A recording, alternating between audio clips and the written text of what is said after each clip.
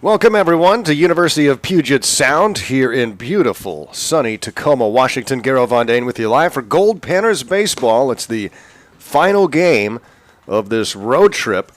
The Panners have gone 5-4 combined between Grand Forks at the International Tournament and here in Seattle at this tournament, if you will. And the Goldpanners and Studs concluding this week's games. Goldpanners start the day with a record of 16 wins, 9 losses, and 1 tie, taking on the Seattle Studs out of the Pacific International League. The Goldpanners, an independent team. And the Panners and Studs, a meeting for the 4th and final time this summer. The Panners have taken 2 out of 3, including 2 in a row. And the Panners defeating the Everett Merchants yesterday, 9-1. Beat the Studs 2 days ago, 3-2, and that come-from-behind walk-off win. Anthony Brady gets the ball for the Studs today, the veteran right-hander, number 24. You remember him from a game previous. And Garrett Cooper will get the baseball for the Alaska Goldpanners today. So good pitching matchup between Cooper and Brady. Garrett Von Dane with you live. Alexis Friedman's here on the controls and snapping pictures on a gorgeous day here in Tacoma. It's Getaway Day. Heading back to the Golden Heart of Alaska in Fairbanks tonight. We'll be there about 1 a.m. Goldpanners are the road team today, so they will bat first. Brady is on the hill, loose and ready, and Brock Kless will lead off for the Goldpanners. I did post the lineups on my Twitter page, @VoiceOfGman, but we'll go through them again here as we start this ball game. And at 1 p.m. local time, Anthony Brady deals the first pitch that's fouled out of play by Brock Kless from UC San Diego. Kless, the center fielder, will be followed by today's designated hitter, Brock Rudy. Sean Rimmer in right and batting third, Rafael Flores at first base today and batting cleanup. Matthew Pinal at second base batting fifth. The one-strike pitch from Brady is popped up right side and playable for Perkins next to the fence, and Perkins makes the catch. Brock Kless is out number 1. So Pinal batting fifth, Isaac Shuck, the left fielder, batting sixth. Blake Hiraki is catching for the Goldpanners and batting seventh. Third baseman Griffin Harrison in the 8th spot, and shortstop Marty Munoz batting 9th. 1 out, bases empty. Goldpanners batting here in the top of the first, and Brock Rudy will stand in for Fairbanks. From the University of Utah, Brock Rudy, 15 for his last 32. He's had a great road trip, but really just keeping consistent all summer long. Swings and misses at an off-speed pitch for strike 1. Defensively for the Studs, catching for Anthony Brady is Will DeForest. Theron Perkins at first base, Makana Morishige at second, Nate De La Cruz, the shortstop, and Charlie Larson is at third. And strike 2 called on Rudy. He's in the hole here, 0-2. In the outfield for Seattle, it's Ethan Rhodes in left, Zaya Ackles in center, and Chris Schukart is in right. The 0-2 pitch is way outside. Met Anthony Brady's family before the game today. So they've been listening to the Panners Studs games on Pannervision for many years. Brady, the longtime veteran, former collegiate player here at UPS, also in northern Colorado. His family from Idaho. And it's 2-2 on Brock Rudy with Sean Rimmer on deck. Goldpanners with a decisive one-sided victory yesterday over the Everett Merchants. 9-1 in that game. Fouled out of play. Panners have had excellent pitching the last 2 ball games. Over 18 innings, just 3 runs allowed on 11 base hits. 21 strikeouts and just 3 walks. And they hope to keep that going today with super-duper Garrett Cooper on the mound. Fouled out of play by Brock Rudy, hanging in there with 2 strikes and now 2 balls. Panners yesterday, a good debut for Alex Verdugo. 4 innings, no runs on just 3 base hits. He struck out 6 and walked none. Brock Rudy fouling another one off. Final day here in Tacoma. We'll head back to the hotel to grab quick showers, pack up the vans, and head to SeaTac. Long wait for our nighttime flight.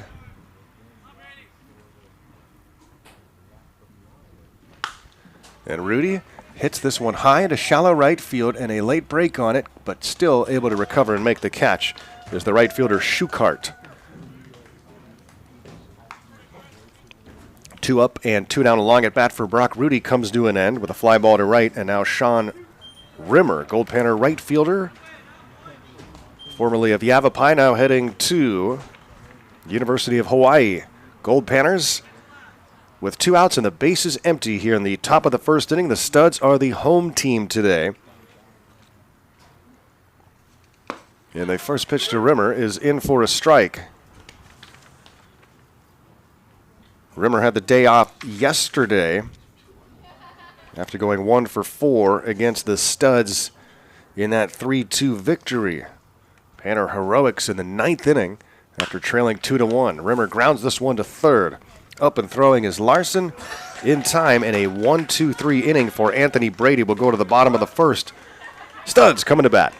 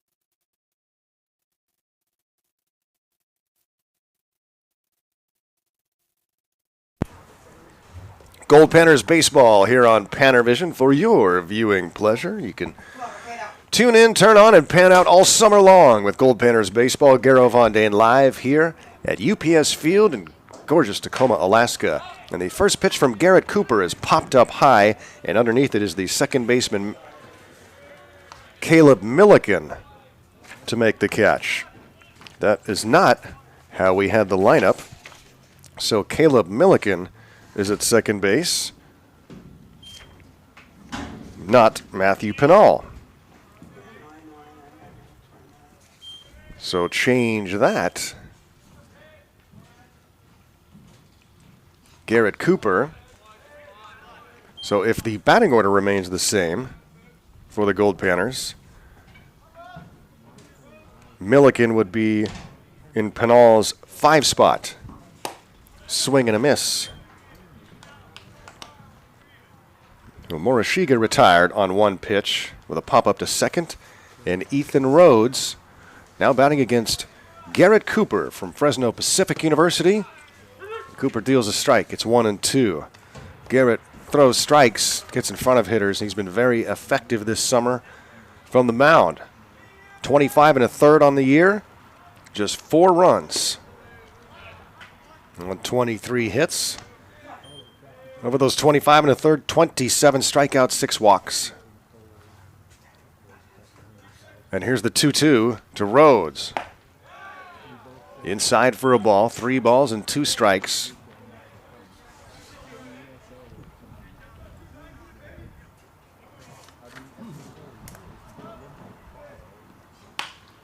And just past the glove of Cooper, a backhanded play by Milliken, who throws across and in time to get the out at first. What a play by Caleb Milliken. How did he get the throw there in time and on target?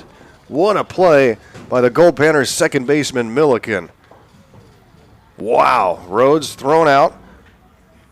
4-3. No time to set his feet, leaning the other way and showing off the arm strength.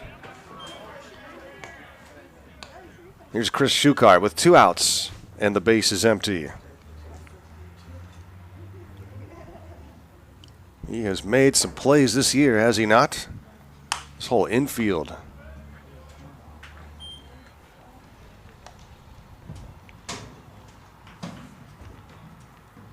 Goldpanners and studs, one final time this year.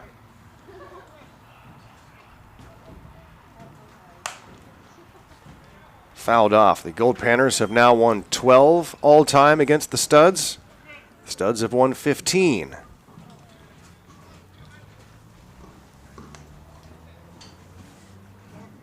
The run differential has been very close.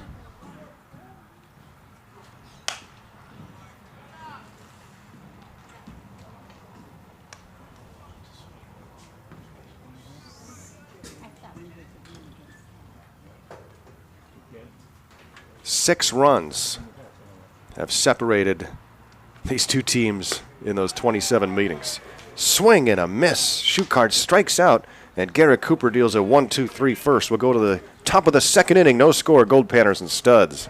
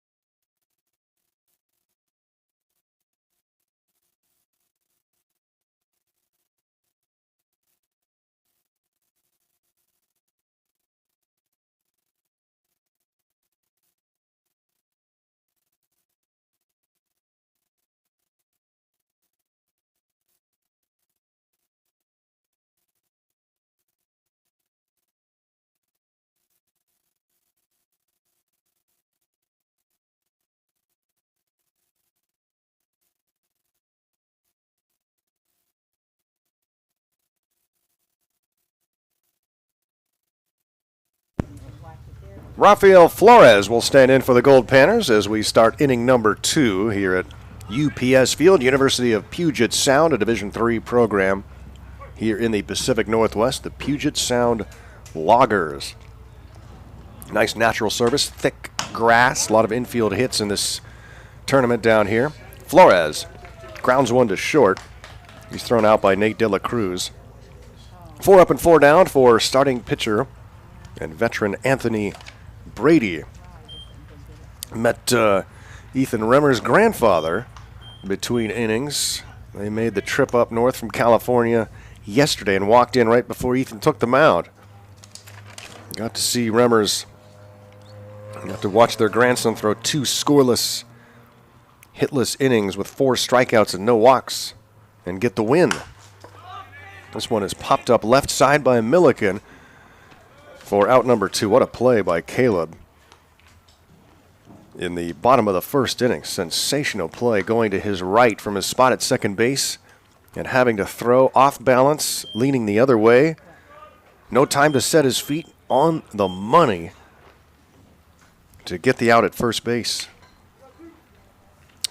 So everything looks different now. So Milliken is in the 5 spot, not Matthew Pinal.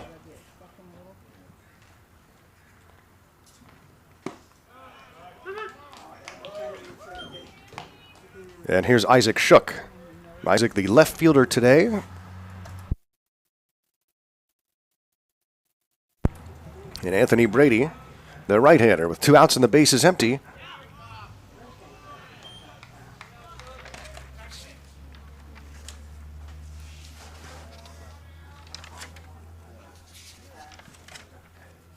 Anthony Brady pitched the first game here at UPS Field against the Goldpanners.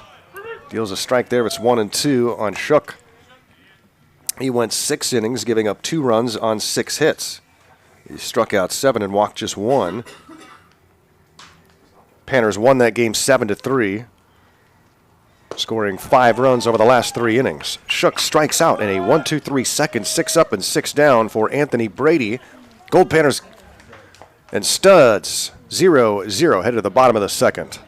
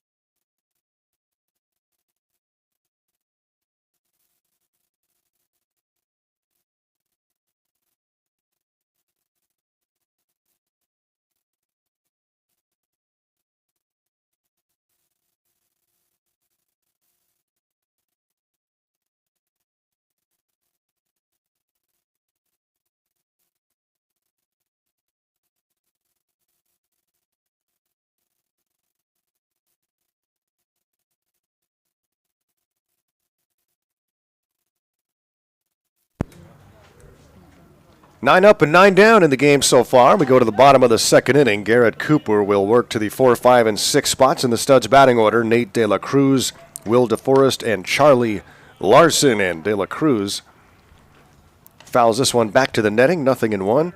Studs coached by longtime general manager Barry Aiden. And the Goldpanners coached by second-year coach, first-year field manager Mark Lindsay. A one-hopper to the mound. Garrett Cooper leaps into the air to make the play and throw on to first. Take care of De La Cruz. 1-3 on the putout. Brings up Will DeForest. Studs catcher. Mark Lindsay has 3 assistants. Ryan Hansen, who coaches in the third base box. Jake Taylor is usually over at first, and bench coach Marcus Mastroboni. Studs also have Stephen Potter helping out Barry Aiden's coaching staff, Chris Remington and Kyle Sutherland.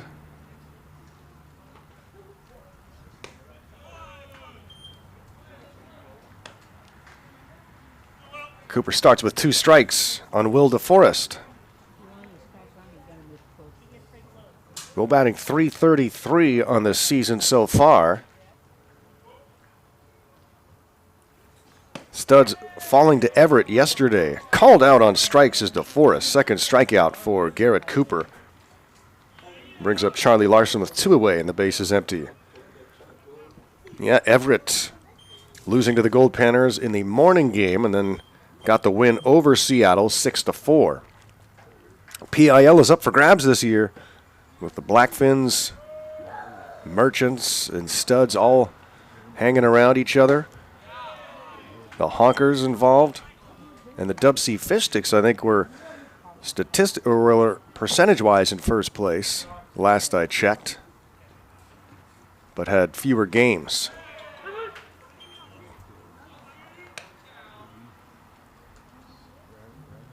One and one, Cooper working to Charlie Larson. Infielder batting .231 this year, third base today. Cooper misses just inside 2 balls and a strike. Glad we can bring you Garrett Cooper's start on Panavision today. We've missed his last 2 outings when we had internet problems.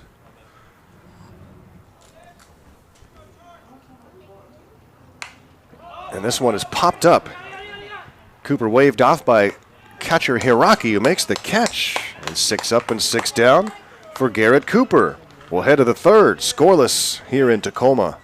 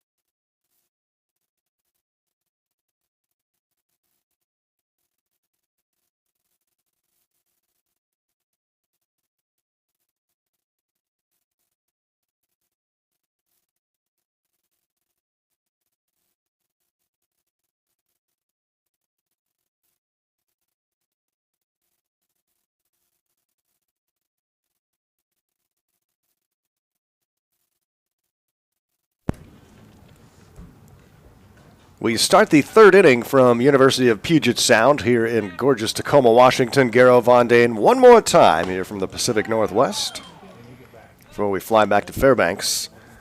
Blake Hiraki leading off against Anthony Brady.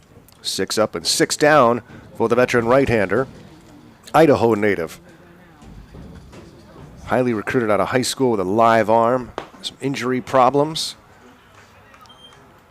Multiple surgeries, but still pitching very effectively deep into his 20s.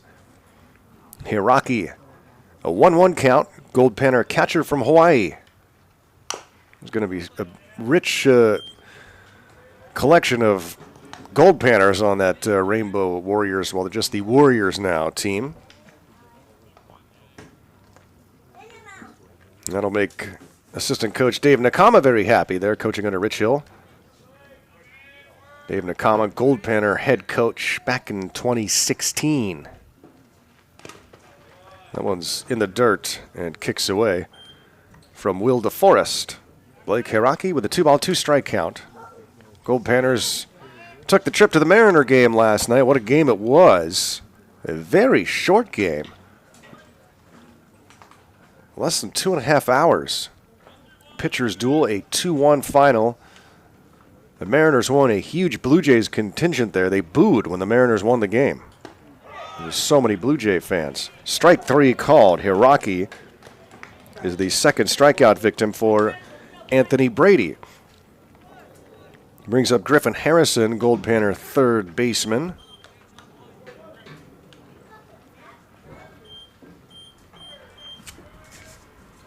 Griff from Sacramento State.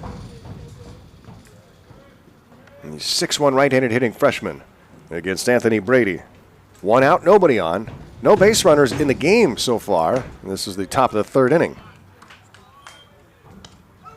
The Canadians love to come down for that Mariner game from all over Canada. That's a big trip every year. That one behind Harrison. And it's 2-0.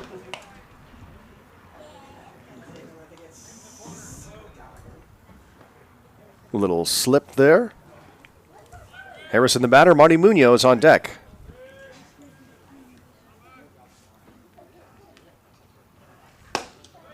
This is upstairs, and it's 3-0 on Harrison, trying to give the Goldpanners their first base runner of the day.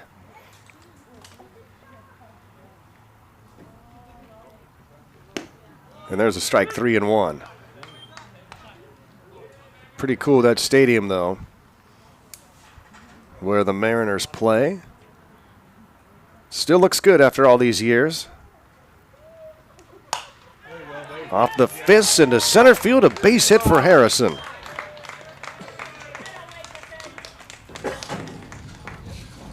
Griffin had the day off yesterday.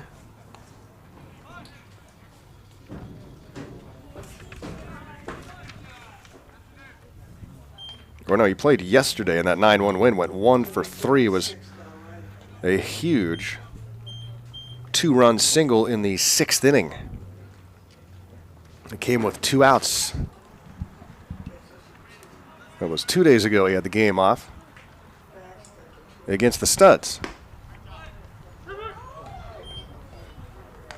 First hit of the game for either team belongs to Griffin Harrison, and now with 1 out, the Goldpanners have a base runner for Marty Munoz.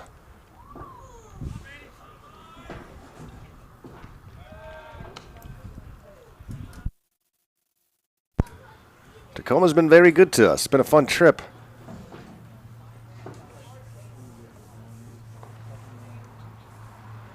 And we've had some fantastic weather. And Munoz hits this one high into right field and towards center field. Making the catch is Schuchart, and Munoz is out number 2. We go to the top of the order for Brock Kless. Brock popped up in foul territory in his first plate appearance.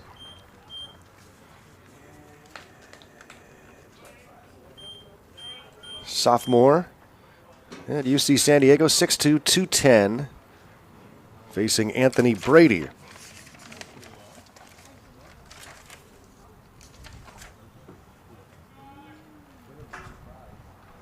Brock went 1 for 2 with a run scored against Brady. Was also hit by a pitch in that first meeting.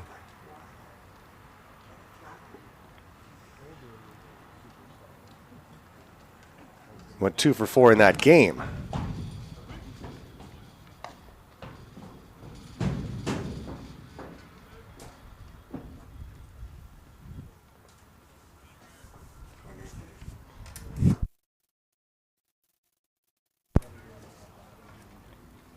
And the right-hander sets with the 1-0, and it's down low for ball 2.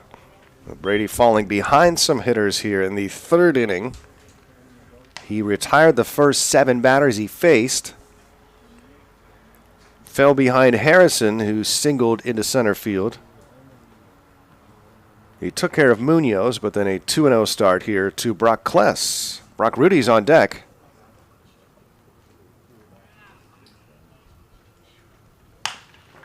Grounded left side. That is a base hit into left field for Brock Kless. 2 aboard for the Goldpanners here in the 3rd.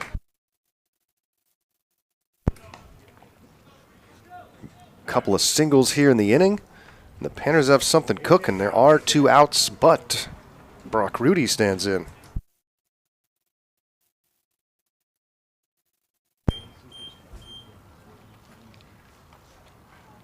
Goldpanner designated hitter today, Brock Rudy, flew out to right in his first at bat. He's got a chance to drive in the first Goldpanner runs of the game.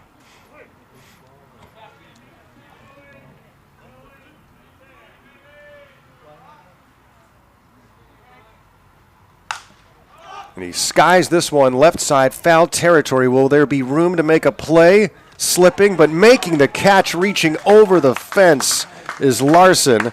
And Rudy can't believe it as he holds the bat on his helmet. But that's it for the Goldpanners here in the third. No runs, a couple of hits, 2 men left on. We'll go to the bottom of the third. Scoreless from Tacoma.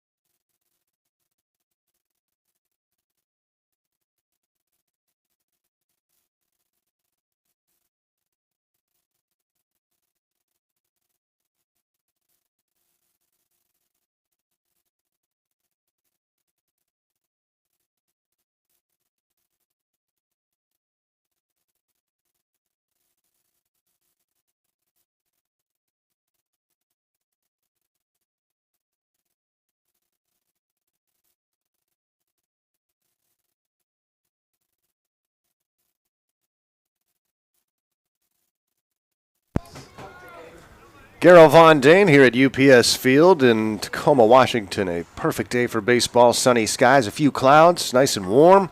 Supposed to get real hot the next few days. It is hot in the sun right now, but typical Seattle area. If you're in the shade, you're all right. And that's where we are here in the press box. Our next broadcast will be from the good old home digs at Groudon. That will be Wednesday at 6:30 p.m. Alaska time. I know we've all adjusted to Pacific time lately. That'll be Alaska time. This one is popped up right side by Perkins, and it gets out of play. 1-1 on Theron Perkins, the first baseman. He'll be followed by Brady Hinkle, the designated hitter, and Zaya Ackles for the Seattle Studs.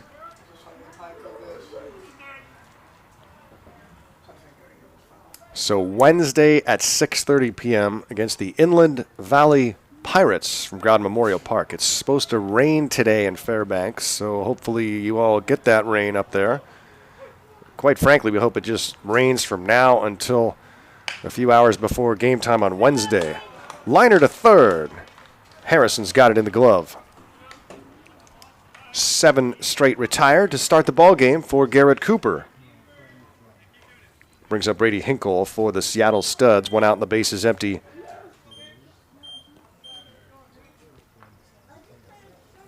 Hinkle just 121 on the season.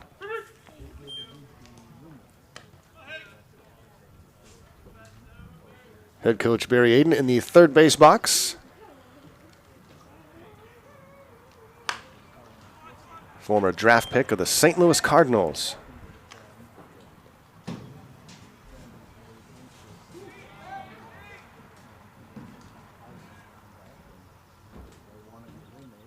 High draft pick, too. Right back to Garrett Cooper, who snags it out of the air. Couple of lineouts here in the third inning.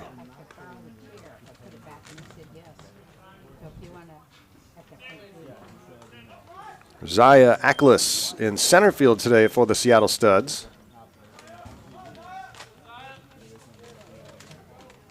Usually see him in right. Studs making some last-minute changes to their lineup, just like the Goldpanners did. And Ackles with the ball and no strikes against Cooper. Down low for a ball, it's 2-0. Ackles batting .225 on the year.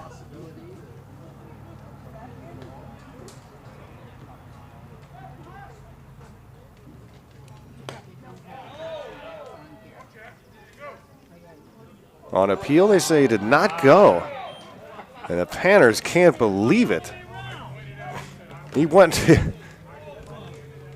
It's surprising they even went for the appeal. He swung at that baseball. And that's what head coach Mark Lindsay is saying right now.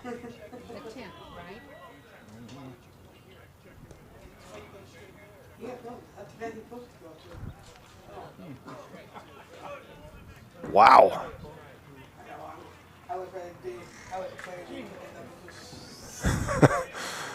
Definitely strange.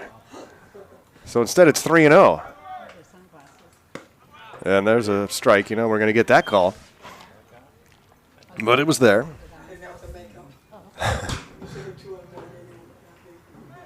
Yeah, now the 3-1. Is ball 4.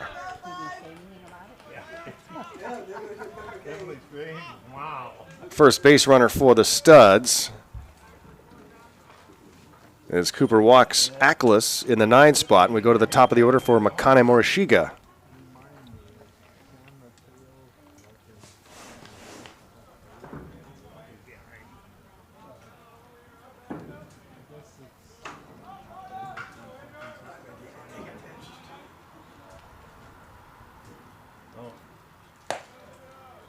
And the pitch is up high from Garrett Cooper. Garrett Von Dane with you here live in Tacoma. Another beautiful day.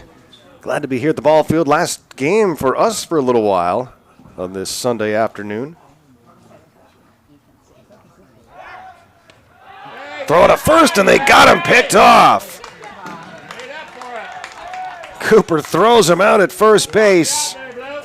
The tag from Flores. No score after 3.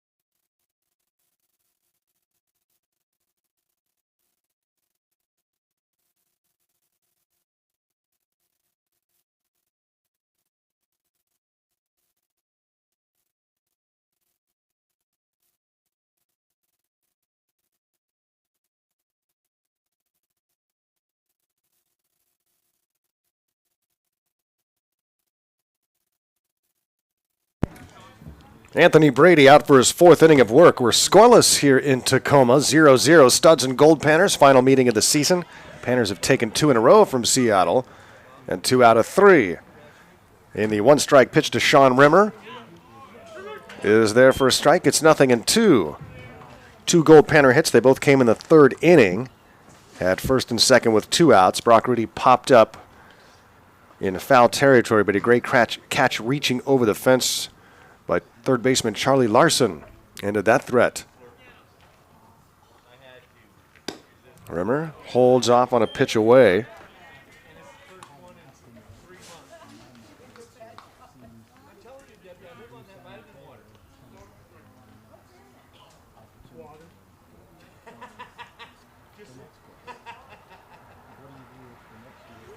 Brady Brady's with the 1-2.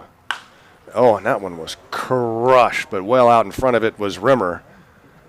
High into the sky, but hooked way over into the parking lot. Hasn't homered in a little while, Rimmer.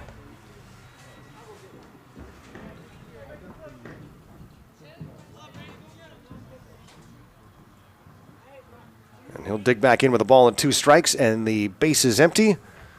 Rimmer leading off this 4th inning. And grounds one up the middle, and unable to scoop it clean is the shortstop, De La Cruz.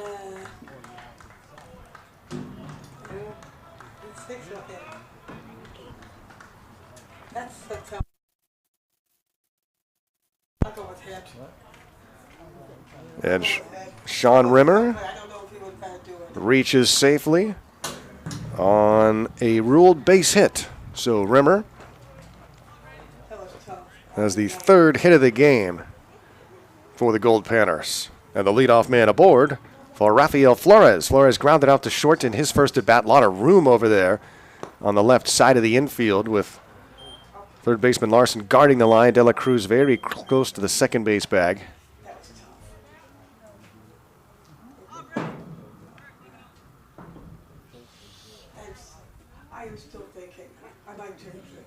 A ball and no strikes. And this one's fouled back off the post and into the bleachers here at UPS Field.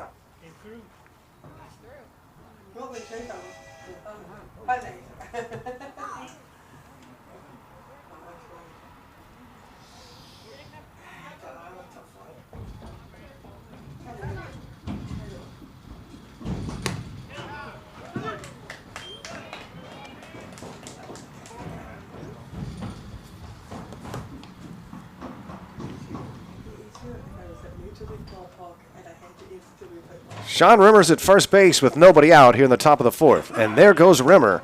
And the throw from DeForest is not in time. Stolen base for Sean Rimmer. And he gets into scoring position with nobody out. Rafael Flores at the plate with a 2-ball, 2-strike count. Both teams wearing black tops today. Tried to slow his bat down to make contact and popped it up to Flores. And a fly out to center field for out number 1. Brings up Caleb Milliken for the Goldpanners. Rimmer at second base with now 1 out in this scoreless 4th inning.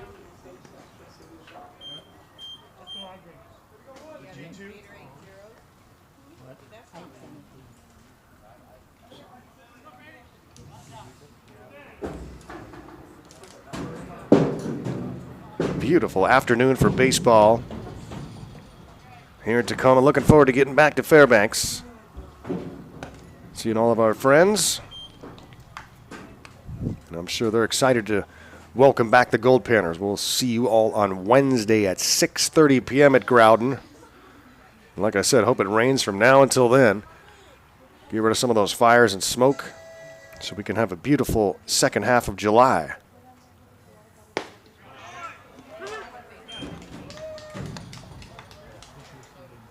Strike called.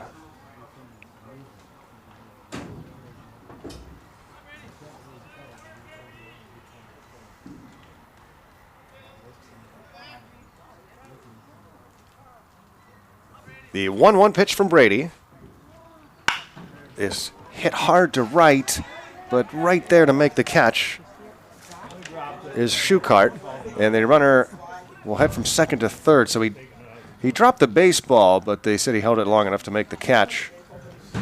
So Rimmer goes to third, but there are now 2 outs as Milliken is retired and brings up Isaac Schuch, who will try to bring in the first run of the game.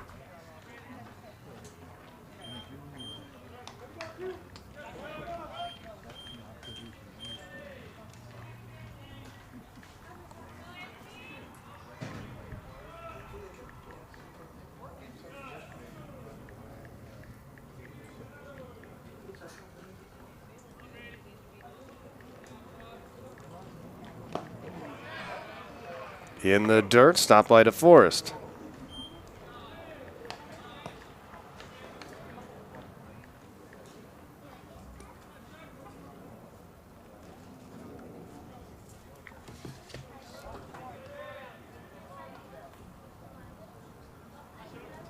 Two outs and a runner at third base. Panners trying to strike first here in the fourth inning against the right-handed starter, veteran Anthony Brady. And here is the one-ball pitch and misses. 2-0. Isaac Shook, the batter. He struck out swinging in the second inning. After Shook would be Blake Hiraki. Sunglasses are on here in the stands. Even some umbrellas are out, shielding from the sun. Little grounder towards second. And the throw to first is in time.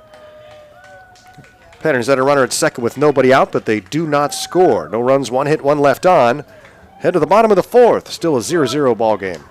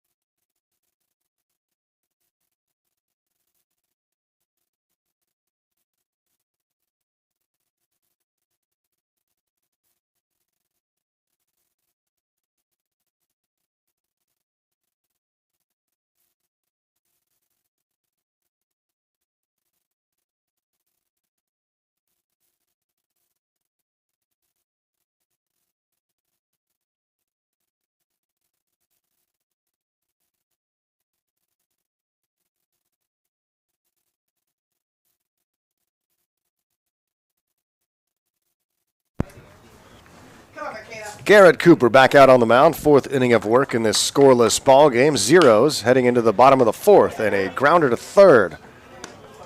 Swallowed up by Harrison, who throws on to first. One pitch to get rid of the top of the order hitter, Makane Morishige. 5-3 putout brings up Ethan Rhodes. In a few minutes, we're going to have a couple of Goldpanners take over for me here on the broadcast. So gather round. A couple of Goldpanners going to come up and do play-by-play in color for a short bit. As one of the other Panners in the dugout said, well, I'm definitely going to watch the game now. About time, right? No balls and two strikes on Ethan Rhodes. Rhodes grounded out to second in his first plate appearance. Batting a .196 on the season. Ball and two strikes from Cooper, who has faced the minimum through 3 1/3. Gets him swinging on the curveball. 3 strikeouts for Cooper. He has faced the minimum but did allow a base runner on a controversial walk in the third inning with 2 outs. But Ackles was then picked off by Cooper. Chris Schuchart, a strikeout victim his first time up, hits one hard to left field going back towards the fence. And reaching up to make a great catch was Isaac Shook on the run as he gets fist bumps or pumps from his teammates heading off the field. What a play by Isaac Shook. We're seeing the Goldpanners flash the leather today. That's it for the studs here in the fourth inning. A quick fourth for Garrett Cooper. We will go to inning number 5. Still a scoreless game.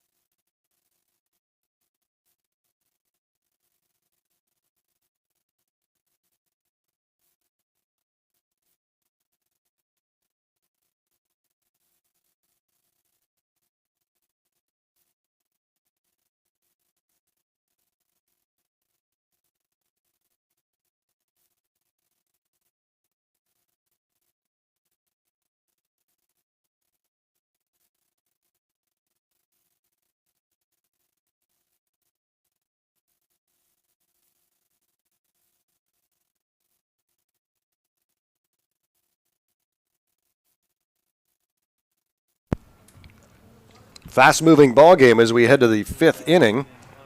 This game now 50 minutes old.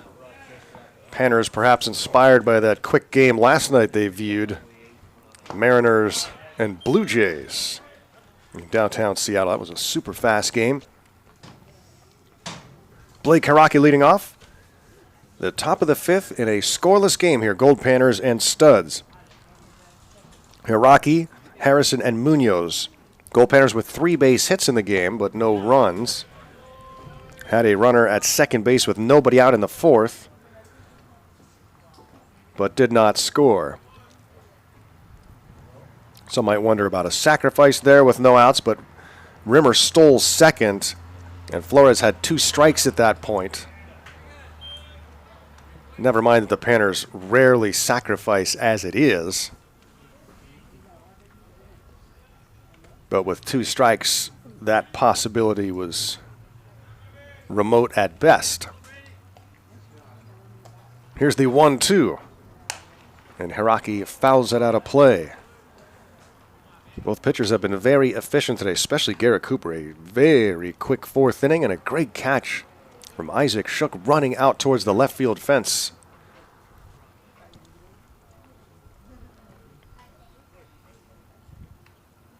Hiraki struck out looking in the his first at bat. And he strikes out swinging here in his second. Anthony Brady has struck out 3 in the game. Hiraki twice and Shook once. And here's Griffin Harrison. Again, a couple of Goldpanners are going to be coming up here to the press box to take over for me for a short bit. And we'll test their radio skills. No score here in the 5th inning. 1 out and the base is empty for Griffin Harrison. Harrison takes down low for ball 1. Griffin singled in his first at bat. Panners got 2 on with 2 outs, but did not score in the 3rd inning. See if they can get something going here in the 5th. He takes a strike. It's 1-1.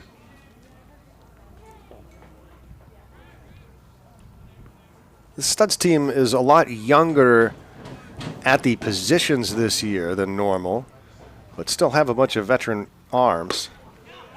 Harrison swings and misses for strike 2.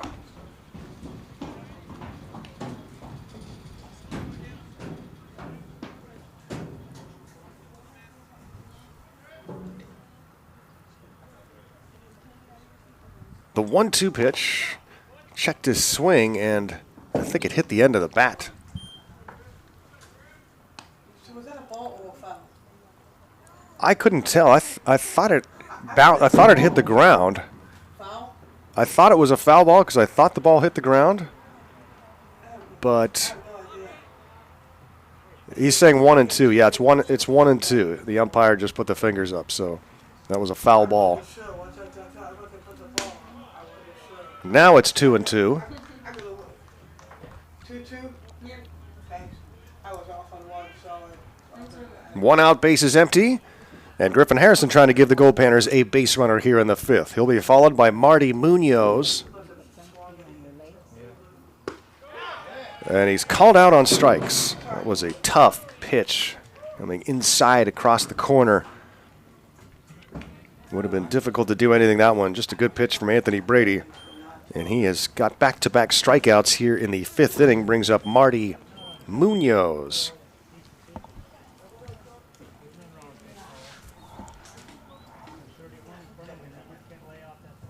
Two outs, nobody on for Fairbanks. Munoz takes a strike. Marty, the sophomore from Cal Baptist. 1 for his last 11 at the plate. And trying to give the Goldpanners a 2-out base runner.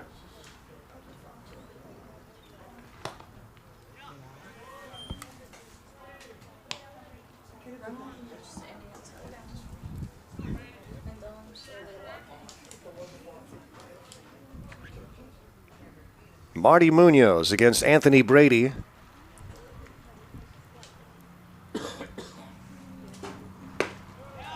And it's called a strike.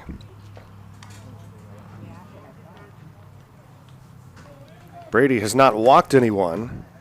He has struck out 4 and allowed 3 base hits. The 1-2, and Munoz takes ball 2. Brady was trying to will that in for a strike, but it stayed up and just off the plate. No score here, top of the 5th inning. Goldpanners and Studs. Panners trying to take this series. They've won 2 out of the first 3 meetings. Munoz lines this one to left, a base hit. Marty takes one the other way down the line. He's going to try for 2. Here's the throw to second base, and Marty slides in safely with a 2-out double here in the 5th inning. Marty Munoz doubling down the left field line. And that'll bring up Brock Kless at the top of the order. And my replacements making their way up here to the press box. And they are going to take over after this half inning.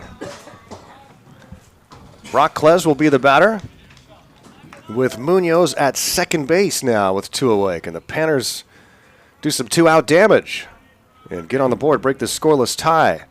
4th hit of the game for the Goldpanners, and the first for Marty Munoz. And he takes ball 1. My Goldpanner replacements are here and ready. And they'll be taking over. And when we go to the bottom of the 5th inning, everybody gather around your screens. Grab a fresh cold beverage and sit back and listen to some soothing sounds courtesy of some Goldpanner players. Ball and no strikes. Brady. Now, I'm not going to tell you who. It's just going to be a surprise. They'll tell you who they are when they get on. 1-1 with 2 outs. Marty Munoz in scoring position.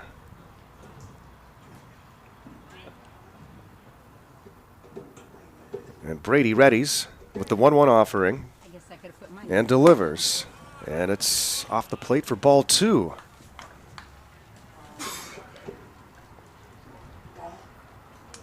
Brock Kless is 1 for 2 in the game. Singled his last time up after popping up in foul territory back in the 1st. And the 2-ball, 1-strike pitch from Brady as he checks the runner at second and comes home. And there's a strike. It's 2-2. Brady a strike away from getting out unscathed. But Brock Kless going to try and bring in that first Goldpanner run. The 2-2 pitch from Brady. Swing and a miss. He strikes him out. No score through 4.5. Goldpanners and Studs. Be right back.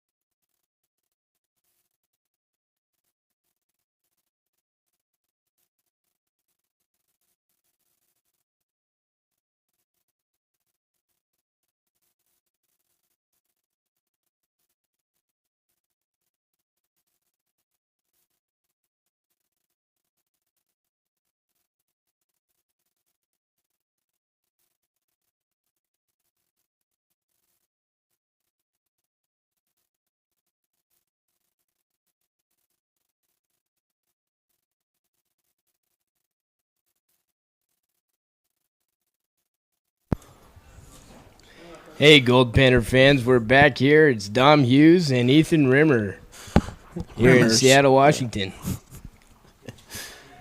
Got Garrett Cooper on the mound still, throwing an absolute gem for the Goldpanners. Wow. He throws in strike one. He really landing that breaking ball today, Rimmer. Rimmers. Gets a little confusing. Yes, I get confused. Sean Rimmer, you know. Sean Rimmer, Ethan Rimmers. Tomato, tomato, potato, potato. Cooper drops in another curveball for strike two.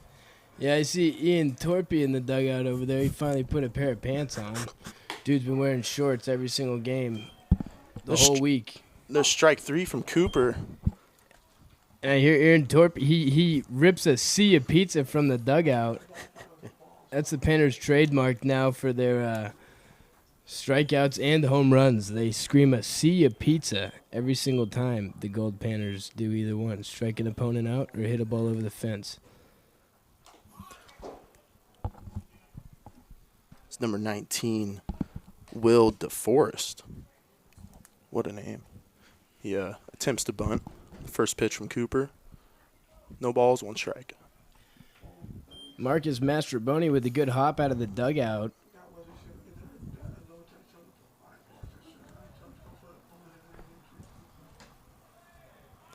There's strike two from Cooper. Wow, he's peppering that outside corner.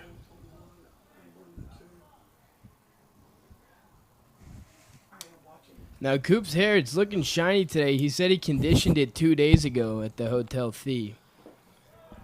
And they're known for their high-quality conditioners. So Coop's curls are looking good today in Puget Sound in Tacoma, Washington. I can confirm that he did condition his hair 2 days ago. Cooper is one of my roommates in the Hotel Thea. So how's living with Coop? And I don't know where that pitch missed there, Ethan. Yeah, that was definitely strike three. Umpire had a different idea, though.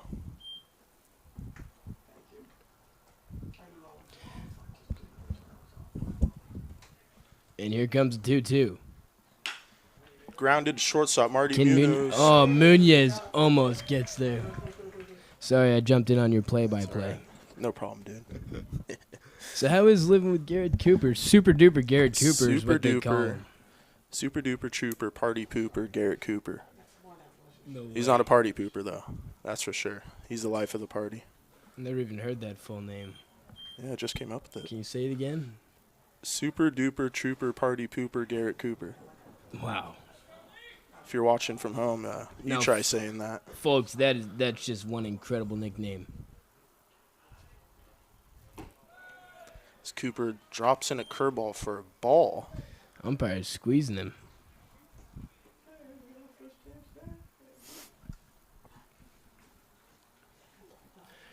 Rafael Flores getting the start at first base today. Usually see him behind the dish. Looks pretty weird seeing him over there at first base. What are your thoughts on that? You know, I think he plays the position very well. Shows his versatility as a player. He can get it done behind the plate, in the batter's box, and at first base. Yeah, and going back, this ball's flied to center. Klez under it. Makes the catch for out number one. Easy play for Broccoli. Tosses it back to Millie, and he tosses it to Marty, who gives it back to Coop. Pardon me, that was out number two. Yeah, going back to Flores' bat, a few weeks ago, he launched a ball into orbit to give the Panners the victory on a walk-off two-out grand slam.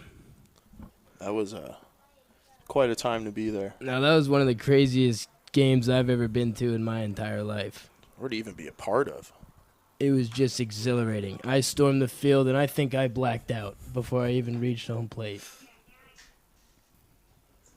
Yeah, it was something else. I'm sure all of you fans watching on Pannervision got to see that firsthand. Yeah, for a moment here, I thought we were just chatting about the game here, Ethan. I forgot that we were even on Pannervision. Yeah, we are on Pannervision. We got millions of viewers listening to us from across the country. International as well. Grounded to third. To second for the force out. Garrett Cooper gets out of there. One hit, one runner left on base. Or no And runners left on base. we're wishing safety and help to those in Fairbanks who are dealing with the smoke in the air right now. We hope that air clears up before our return tonight. Host families, get ready because your Alaska Goldpanners are coming home soon.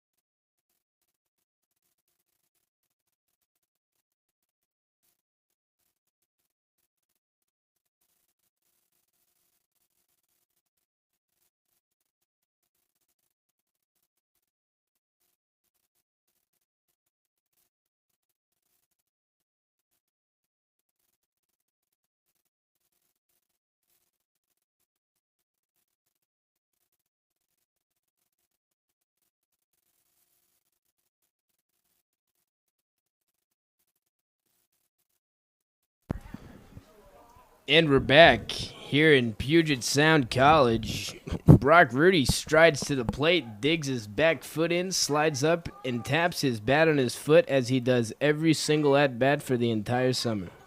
So what are your thoughts on Brock Rudy here, Ethan? Brock Rudy is an outstanding player. One of the best Panner hitters for sure. It's just crazy his bat-to-ball skills. I mean, you don't see him strike out that much. Puts the ball in play. Yeah, well, as much as his bat-to-ball skills go out, I was more asking about Brock Rudy as a person and as a friend, maybe even as a teammate. As a teammate. Yeah, what are your thoughts on Brock Rudy? We actually do have a little nickname for Mr. Rudy. He's Captain Rudy. He keeps the team together, and he does it well. He does. He's a leader in that clubhouse. He takes And ball one. When the Goldpanners have momentum in their dugout, you know Brock Rudy's going to be up and firing. Oh, yeah. He's right. He's the heart and soul of this Goldpanner offense. Waits for the 1-1 pitch. Lines it up the middle.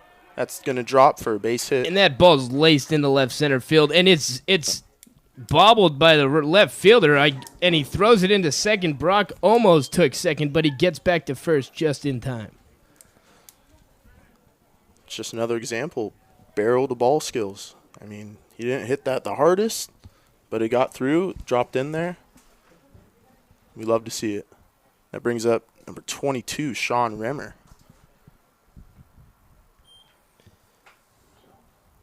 Sean Rimmer leading the Goldpanner team in home runs with how many? 4?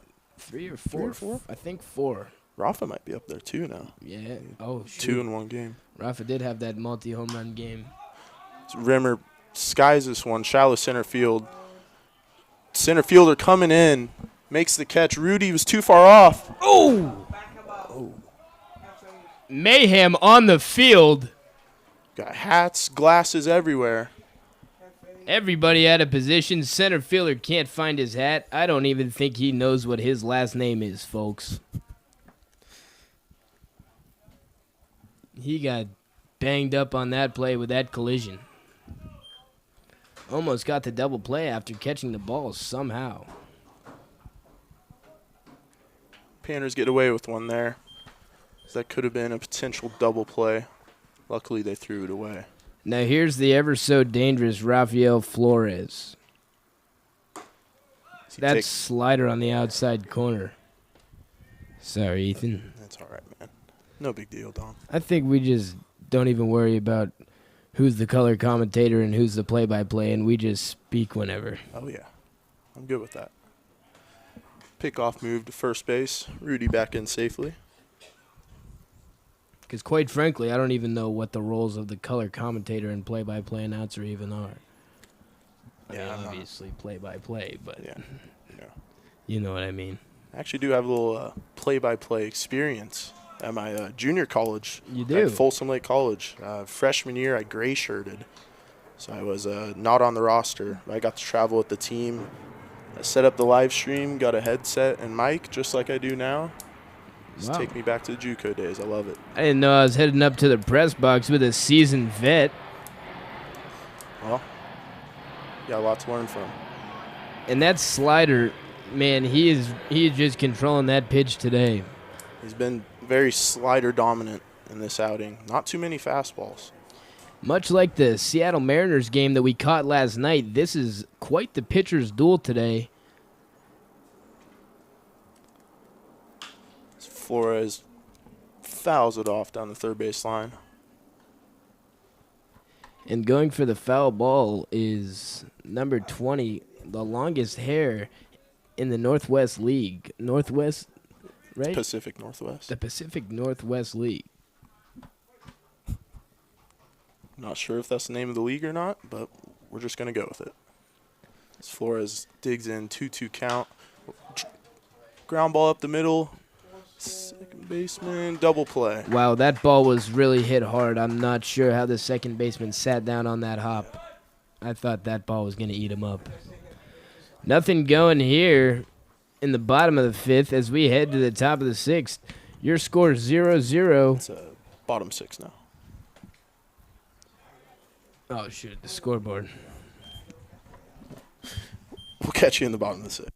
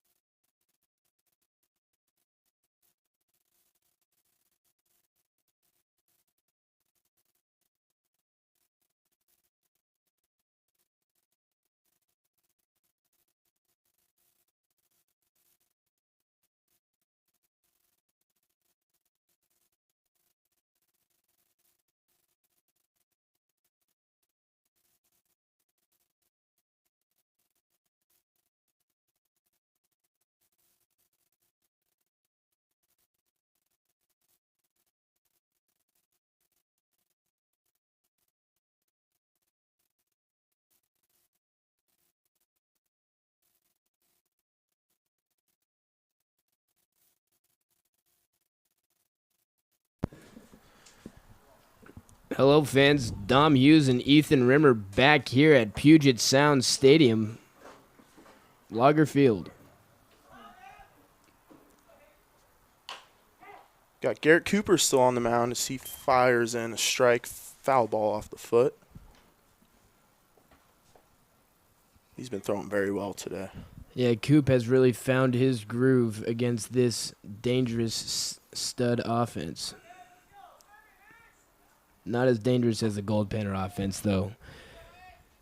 Needless to be said. Yeah.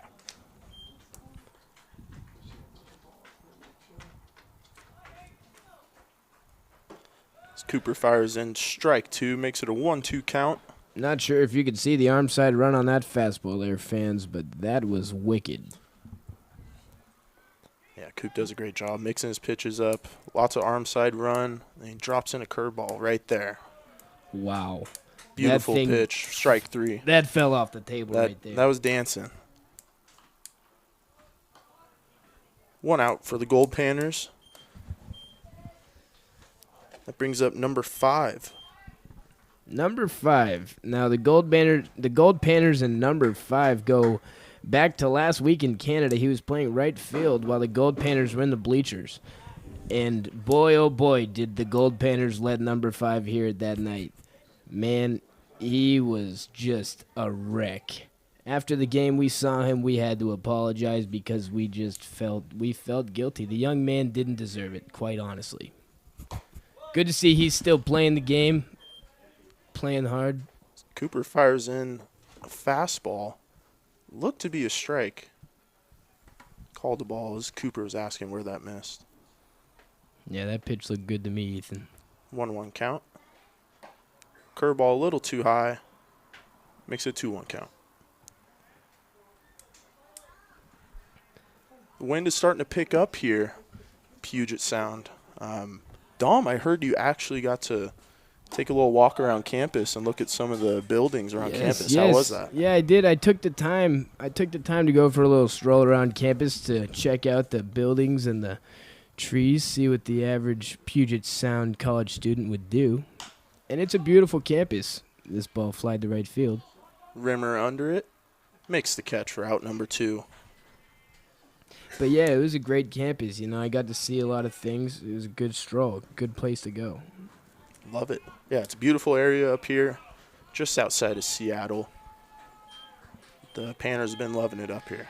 I mean, this view, that I'm sure you can see back home on your screens, folks. This view is beautiful.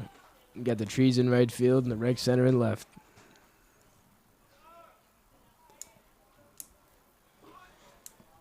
Back to the top of the lineup for the Studs. It's number 8. Second baseman squares up to bunt, pulls it back. Ball 1.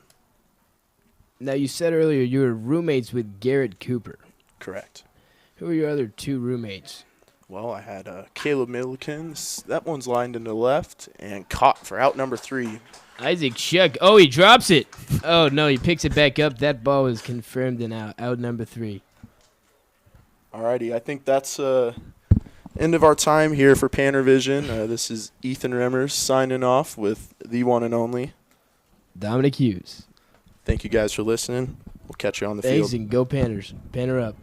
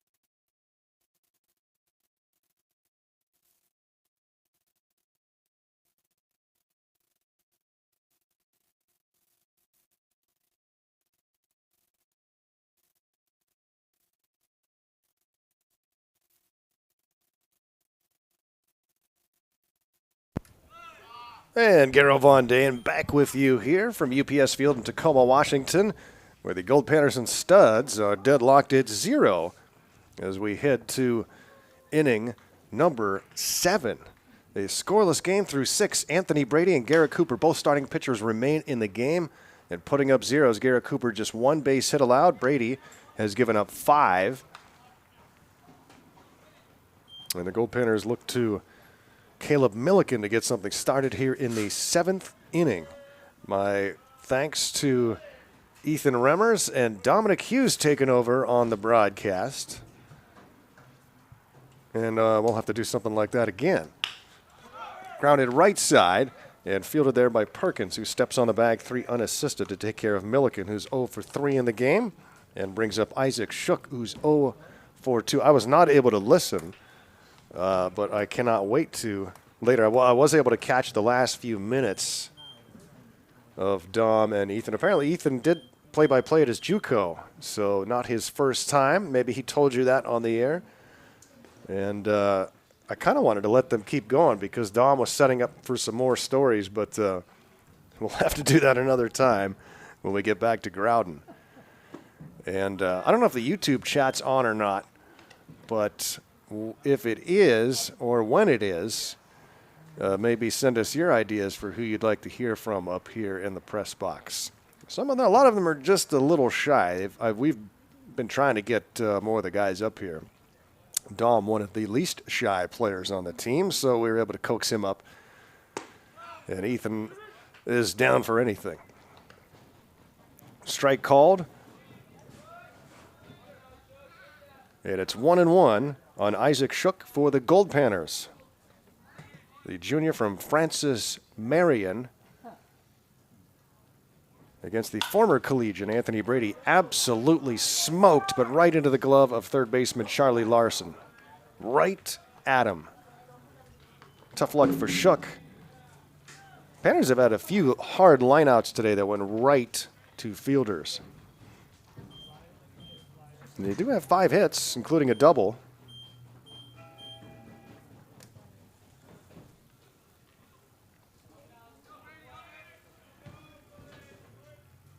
And no chat today, I'm told. As this one is grounded to second, but dropped by the second baseman, Morishige. And the error charged to Morishige will allow Blake Hiraki to reach. So no YouTube chat today. We will get that back on Wednesday from Groudon.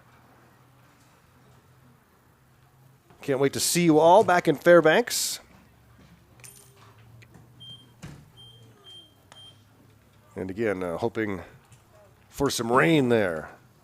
And hopefully for the next few days straight. I'm looking at a picture that was just sent to me. It looks like there's some rain. Chris, is it raining back there? Let us know what's going on with the weather. We'll be getting off the plane around 1 a.m. in Alaska, 2 a.m. Pacific time. Going to be some tired soldiers. 2 outs, a runner at first base, a swing and a miss, and it's 0-1 on Griffin Harrison, who's 1 for 2 in the game. Panners have some hits, but just haven't been able to stack them.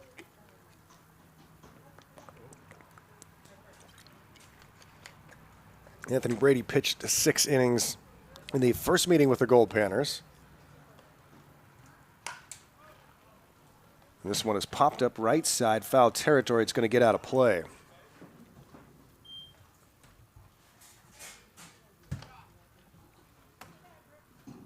What an effort for Garrett Cooper so far tonight. Just 1 base hit, a single from Will DeForest with 1 out in the 5th inning.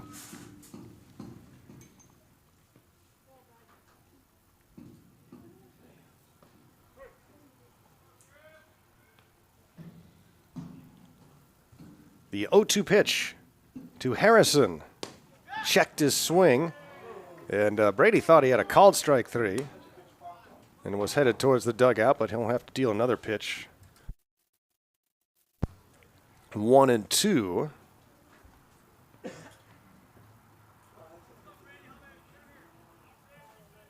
Panners have had opportunities. They've had the leadoff runner on 2 occasions. Had a runner at second with nobody out in the 4th inning, did not score.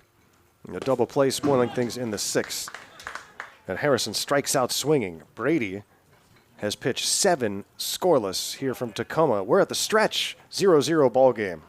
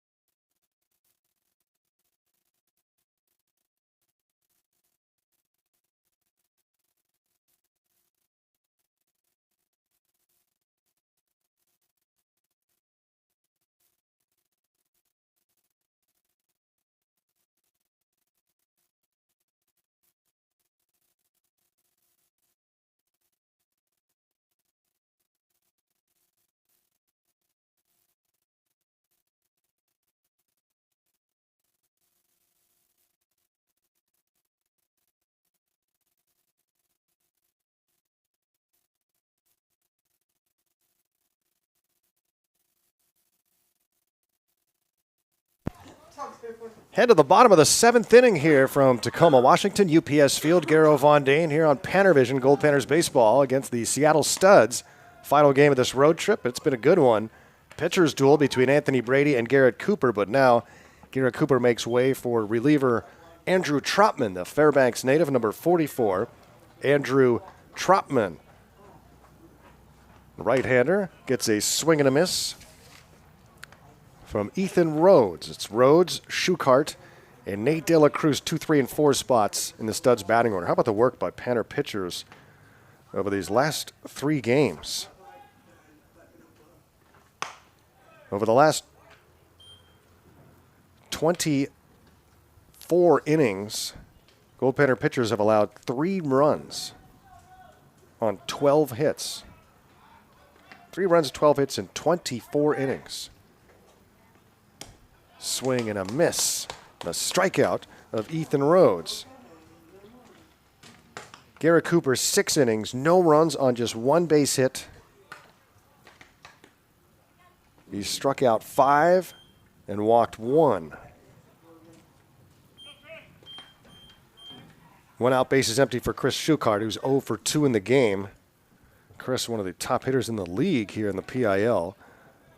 Batting .424 starting the day. And takes that one off the elbow. First hit batsman of the game. 1 on and 1 down here in the 7th inning for Nate De La Cruz. Follow the Goldpanners all summer long. We're winding down here in the month of July. 1 more homestand and then the trip to Salt Lake City.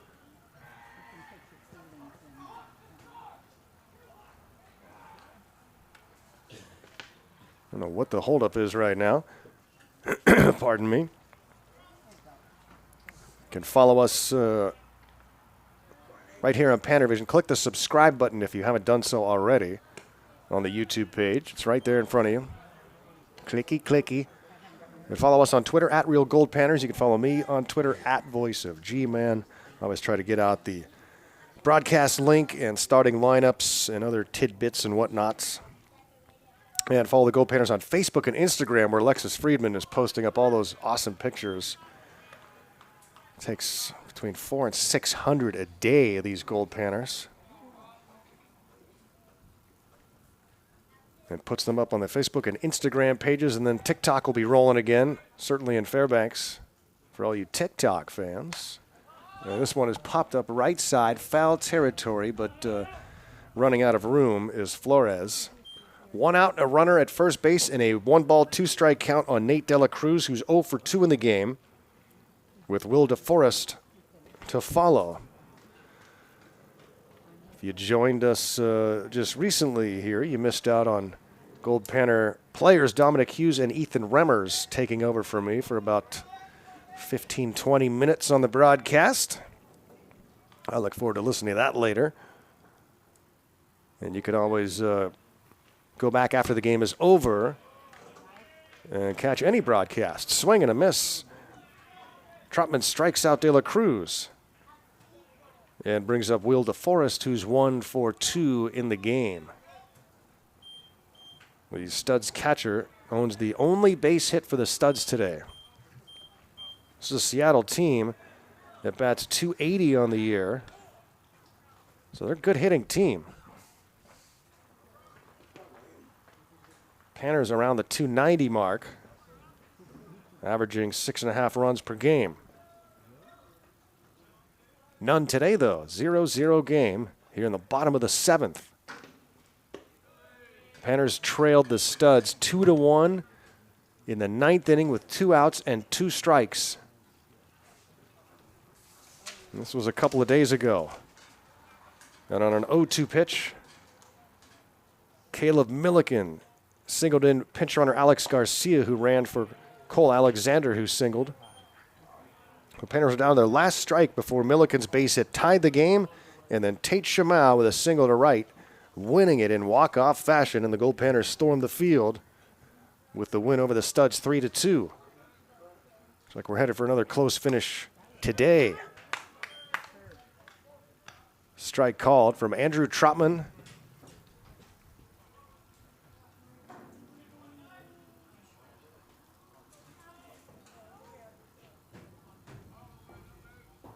And the 2-1. Hit high into right field. Sean Rimmer towards the line, makes the catch. And that's it for the Studs here in the 7th. No runs, no hits, 1 left on. We'll go to the 8th inning here in Tacoma, 0-0 ball game.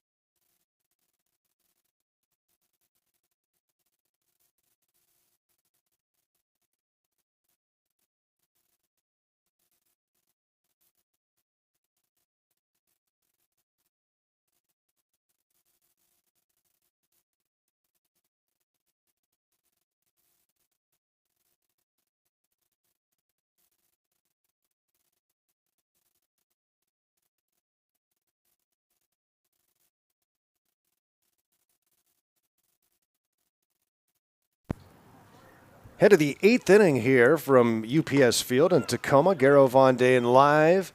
And the Goldpanners and Studs locked in a good one. 0-0. Start of the 8th inning. And Marty Munoz leads off for Fairbanks. Munoz, then the top of the order, Kless and Rudy do up. The new pitcher for the Seattle Studs is number 32, Michael Redmond. Michael Redmond, number 32 for the Studs.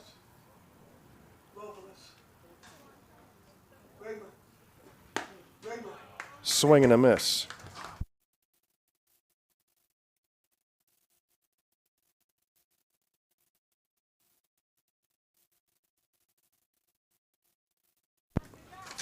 Apologies, this new pitcher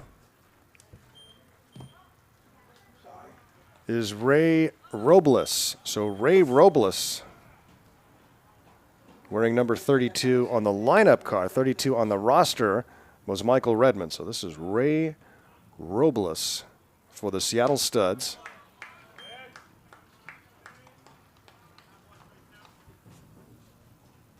He strikes out Marty Munoz, and now at the top of the order for Brock Kless, who will be followed by Brock Rudy. Swing and a miss. Anthony Brady 7 scoreless innings in the start. No runs on just 5 base hits. He struck out 6, did not walk a batter. He's still got it, doesn't he?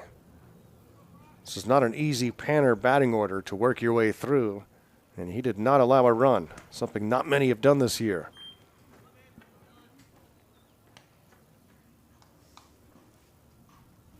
No runs in the game for either team. Panner's trying to change that here in the 8th.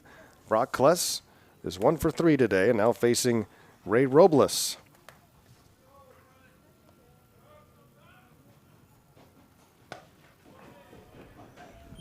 2-2. Robles making just his 2nd appearance. He's thrown an inning and 2/3. No runs, 3 strikeouts, and a walk.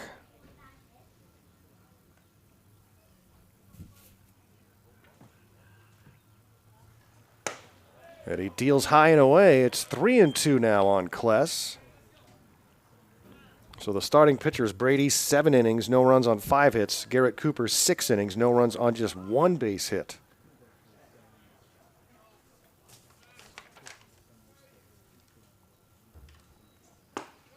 Swing and a miss. He strikes out Kless, back-to-back Ks for Robles.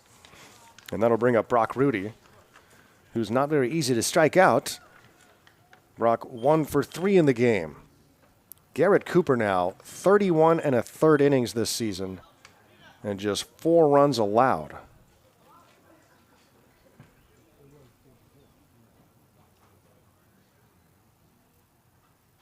In those 31 1/3, 32 strikeouts and 7 walks.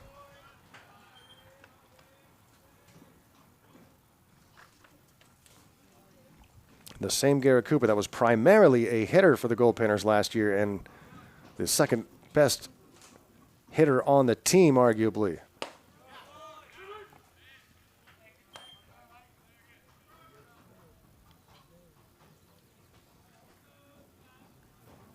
Brock Rudy with a 1-ball, 1-strike count, 2 outs, and the bases empty.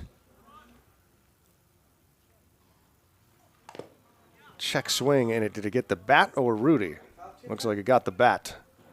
So it'll be 1-2. Well, it's been a while since the Panners hit a home run. Might need one here today. Certainly wouldn't hurt.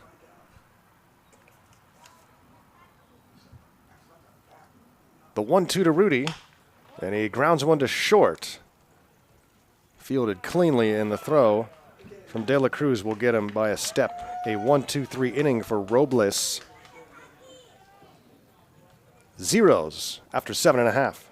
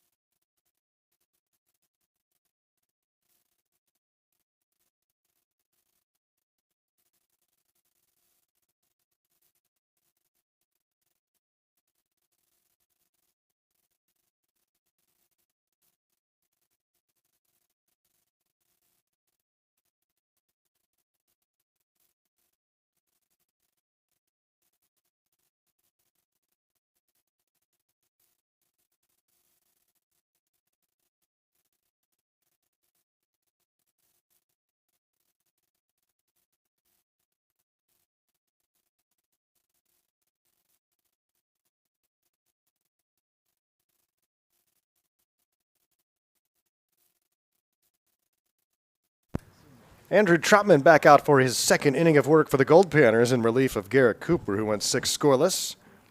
And a 0-0 game here in the bottom of the 8th. Seattle Studs now with another turn.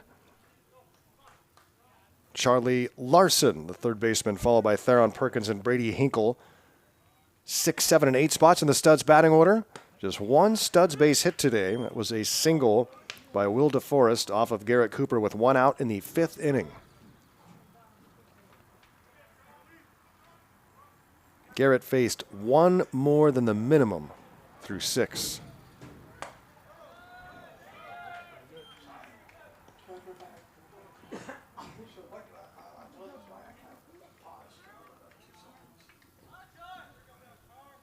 Two balls and a strike to Larson.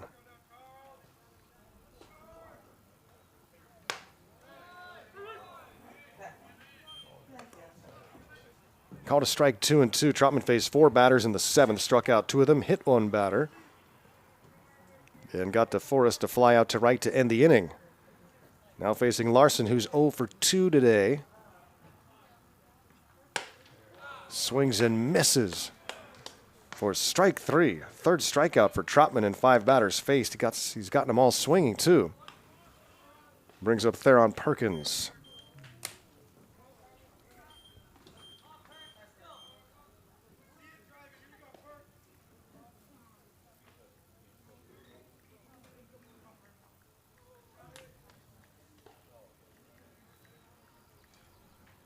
And Trotman now to Perkins, who lined out to third and reached on a fielder's choice to end the 5th inning.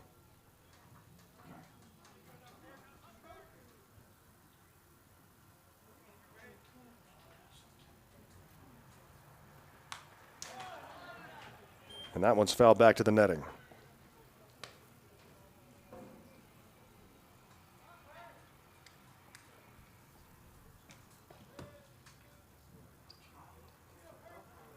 One and one, 1 out, and nobody on.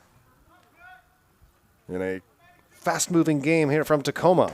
Swing and a miss. A ball and 2 strikes. Now on Perkins, with Brady Hinkle to follow.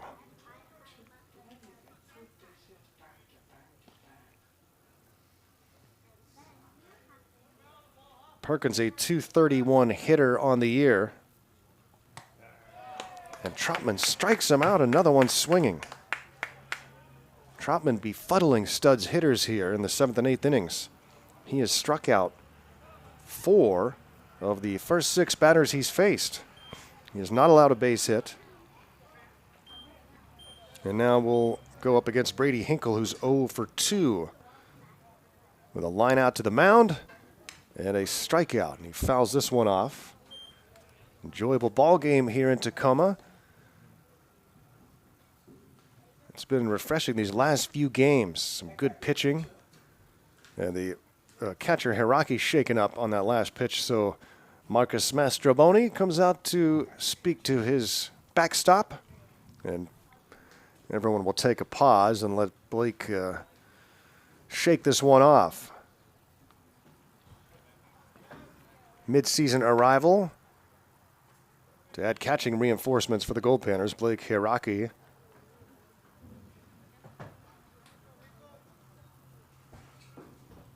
He's been a solid addition to this team.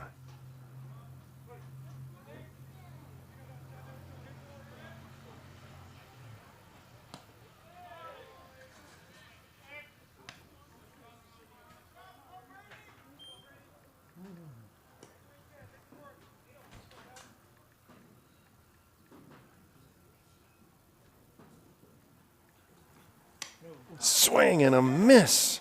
Trotman strikes out the side here in the 8th inning. He has struck out 5 of 7 in this appearance. We're going to the 9th. Scoreless from Tacoma.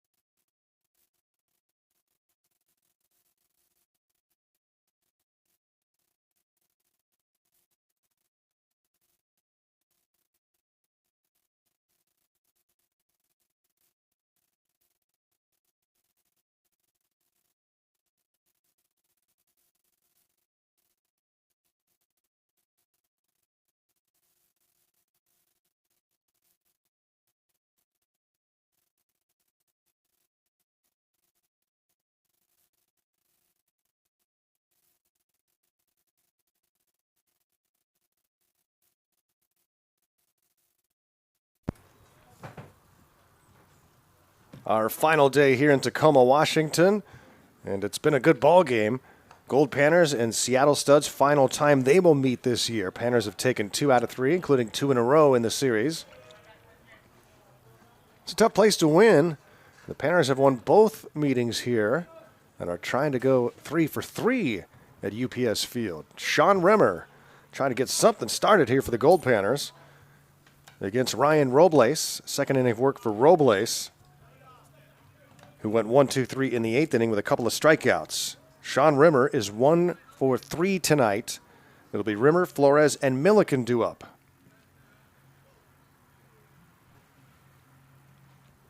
No runs on 5 hits for the Goldpanners. No runs, just 1 hit for the Studs. Rimmer swings and misses.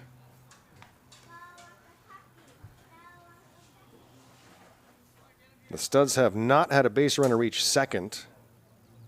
They've only had 3 base runners on a single, a walk, and a hit batsman. Goldpanners have had a runner at second twice and one at third once. Rimmer strikes out looking. Brings up Rafael Flores, who's 0 for 3 in the game.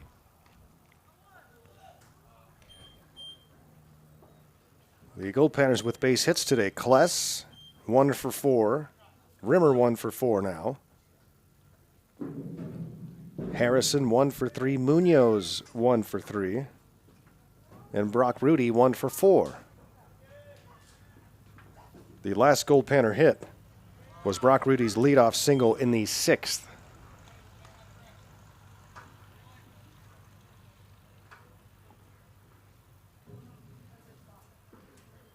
Nothing in 1 on Flores out of Rio Hondo. Swings and misses.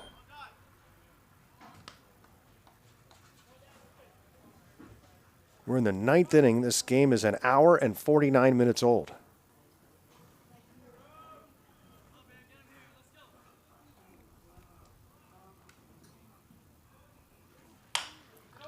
Slapped towards second base, fielded cleanly by Morishige. And he throws out Flores 4-3. There's been many times this year where we've been in the 5th inning and a game is an hour and 49 minutes old.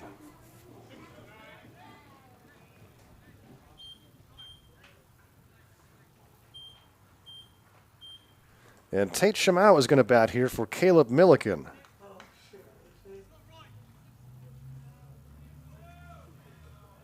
So Tate Shamau pinch hitting for Caleb Milliken.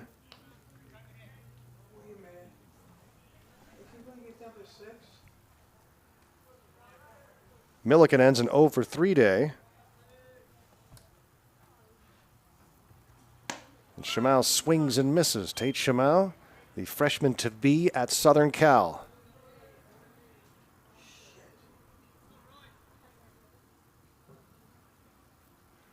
Panners with just 5 base hits. Trying to get something going here with 2 outs in the 9th inning. The strike called, it's 0-2. Ryan Robles cruising right now. He has faced 5 batters, retired them all. 3 strikeouts, a couple of ground outs.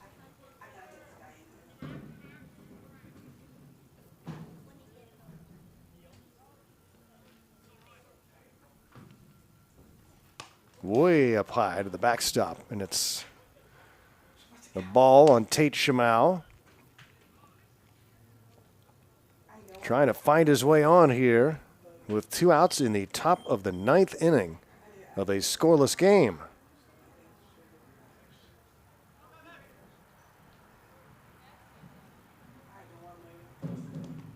And that one skipped in the dirt.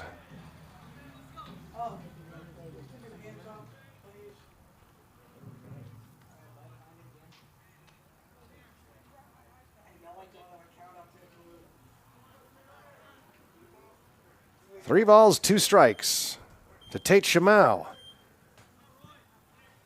Isaac Shook in the on-deck circle.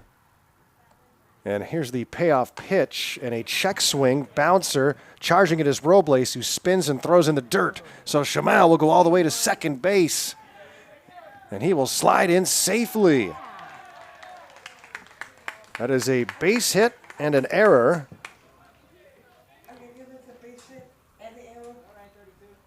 So the single for Shimao, he takes second base on the E1.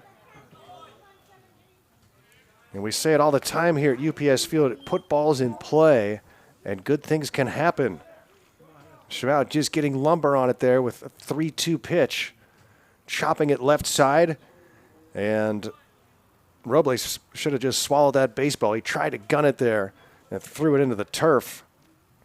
Perkins unable to dig it out of the ground, and now a runner in scoring position for Isaac Shuck, who goes around for a strike. That's the 6th hit of the game.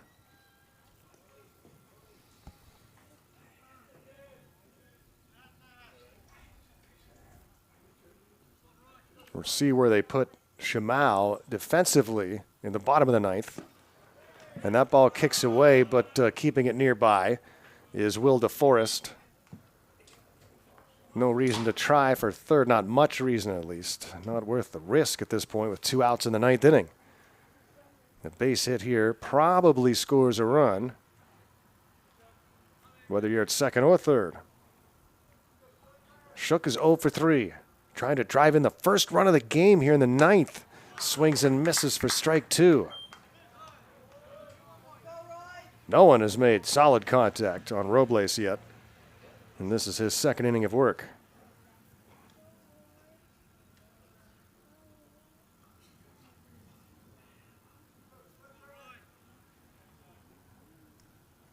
The 1-2 called strike 3. Shook knew it. We're seeing some sensational pitching here today. We're heading to the bottom of the 9th. The Studs a chance to win it when we come back 0-0.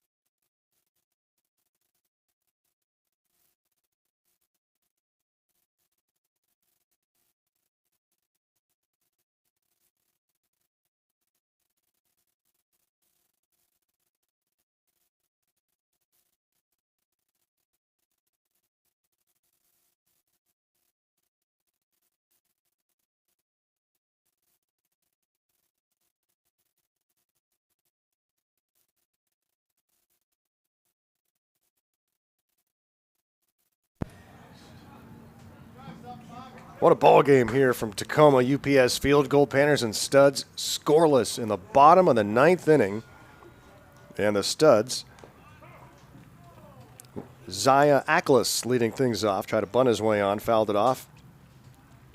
He'll be followed by the top of the order, Makana Morishige and Ethan Rhodes.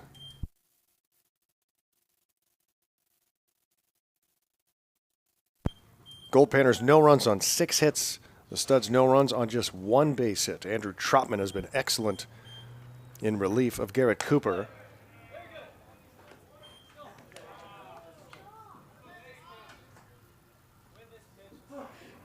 Trotman 2 innings. No runs, no hits, 5 strikeouts. Hit 1 batter and got a fly out. But he falls behind Ackles here 2-0 to lead off the bottom of the 9th. You know what the Studs want. Get that leadoff runner on, sack bunt, go from there. Grounded off the glove of the third baseman Harrison.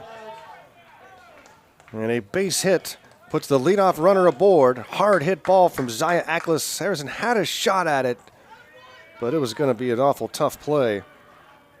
And so the leadoff runner is on, and you know what Makana Morishige is going to be asked to do here.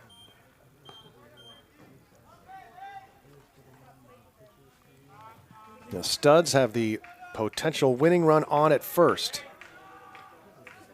Tate Shamau takes over at second base after pinch hitting for Harrison. That one is fouled off, or rather for Milliken. So Shamau at second base now.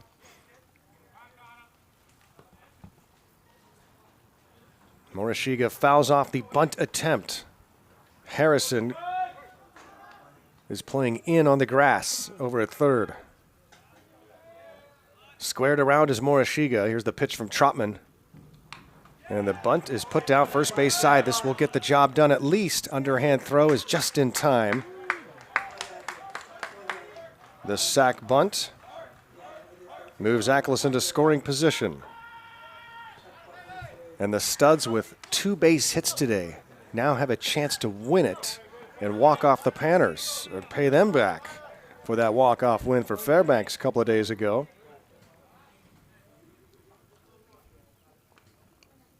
And now Trotman will face Ethan Rhodes with the winning run at second base and just 1 out. It's the first time today the Studs have the leadoff runner aboard, and it comes in the bottom of the 9th.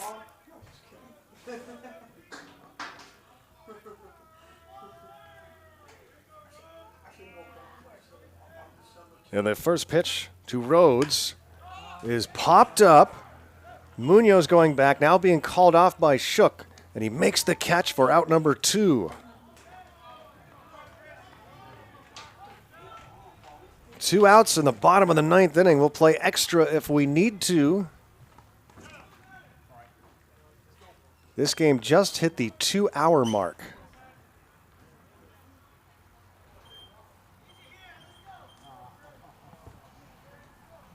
And the intentional walk is being issued to Schuchart, and why not? He's a 400-plus hitter, and he means nothing over at first.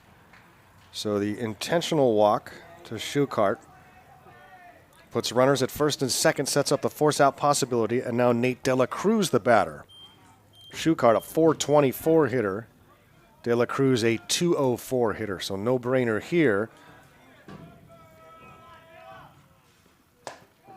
Almost hit him. 1-0 on De La Cruz. Bottom of the 9th inning, 0-0 game. The Studs with 2 on and 2 out. De La Cruz 0 for 3 with a couple of strikeouts today. Takes a strike from Trotman. Trotman struck him out swinging in the 7th inning. He does not have a strikeout yet here in the 9th. He had 5 in his first 2 innings of work. And here's the 1-1 to De La Cruz. Swung on, hit to left, going back is Shuck, is underneath it and makes the catch for out number 3. We're going extra here in Tacoma. No score after 9.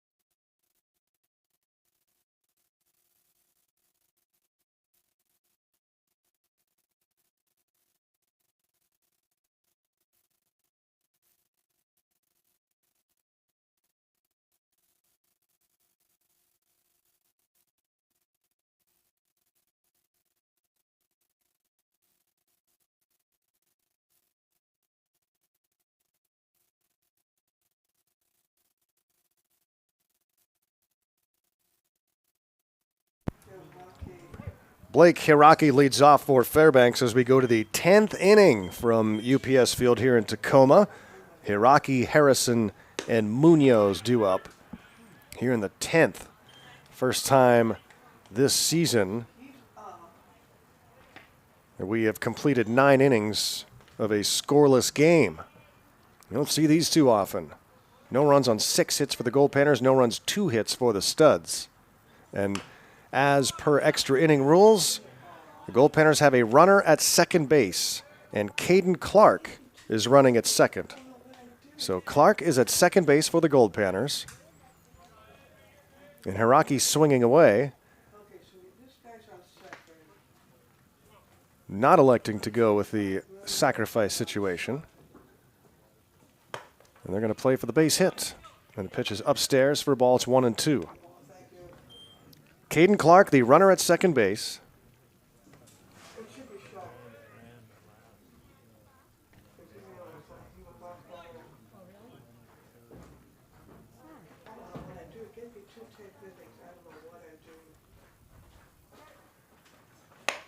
So put Clark in the Isaac Shuck spot in the batting order at 6. Because you go with the last hitter before the one that's at the plate. So Clark running for Isaac Shuck, and he will take over in the outfield in all likelihood. Hiraki the batter with nobody out, and the 2-2 pitch on the way from Robles. And Hiraki hits one right side, but it's tracked down by the second baseman Morishige for out number 1.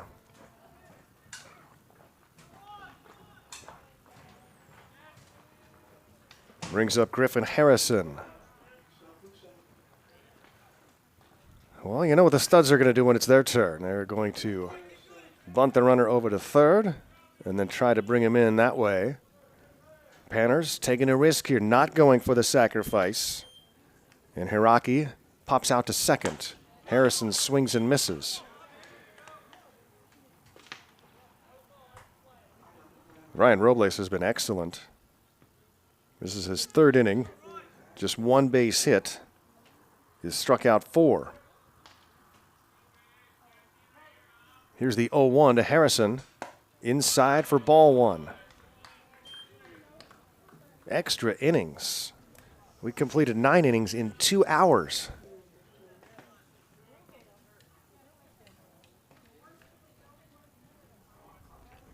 I hear gloves popping in one of the bullpens, maybe both. Up and away for a ball. It's 2-1 on Harrison.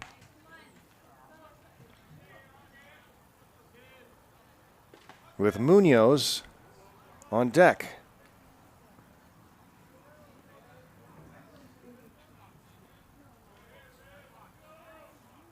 Part of me is surprised Mark Lindsay didn't go with Alex Garcia to pinch around here. This one is popped back and out of play. It'll be 2-2. Garcia, the fastest on the base pass for the Goldpanners. He's the type that would have stole third, or at least attempted to. Clark, a very good runner as well.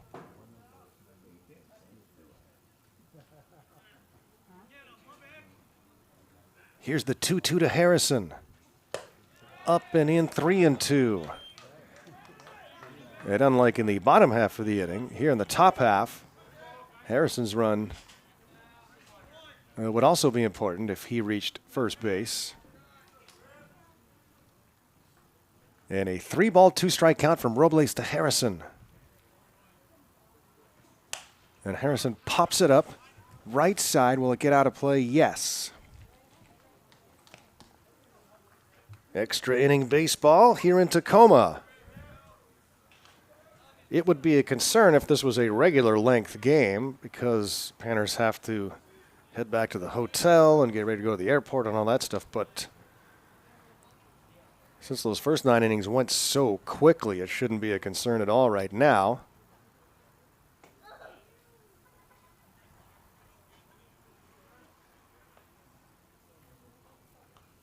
Harrison is 1 for 3 today. This is still the first time through the order for Ryan Robles. This is the last batter he has yet to face. The 3-2 to Harrison. Foul tip off the glove of catcher DeForest, so still alive here is Griff. Catcher unable to hold on to the baseball on the foul tip into the glove.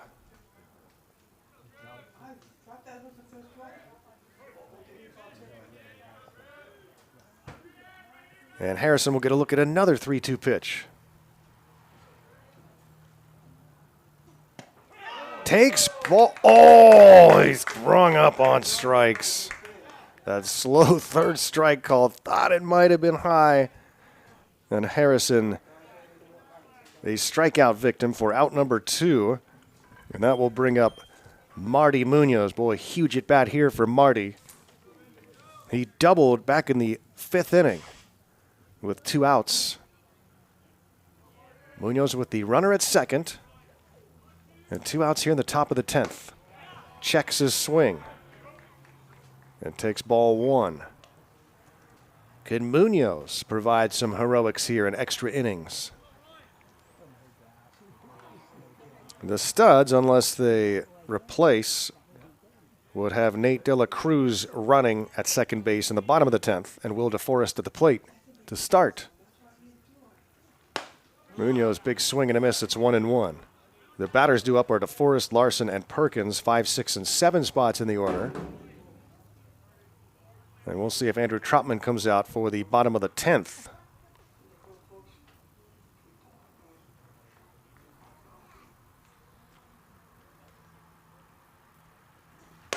Way up high.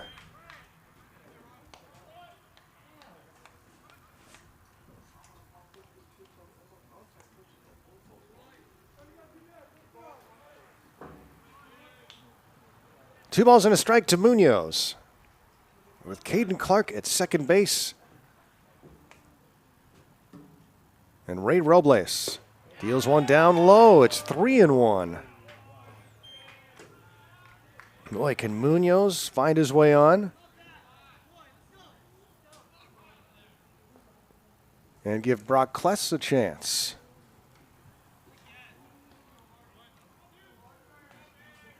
The 3-1 pitch from Robles to Munoz. Swings and misses. That one was right there. And it's 3-2, but he took something off of it. Seen some great pitching today. Both teams, 4 different arms. My goodness, it's been a fun game to watch. And the 3-2 pitch to Munoz. Upstairs, ball 4. A 2-out walk to Munoz. So 2 aboard.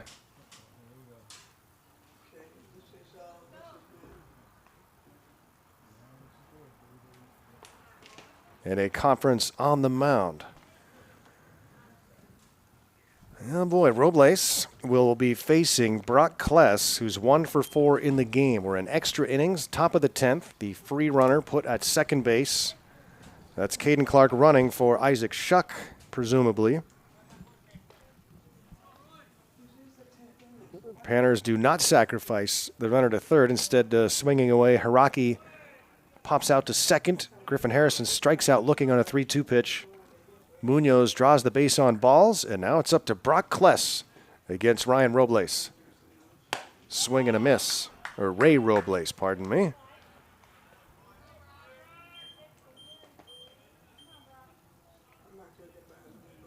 Nothing in 1 on Kless. Looking to pick up a huge base hit here in the 10th.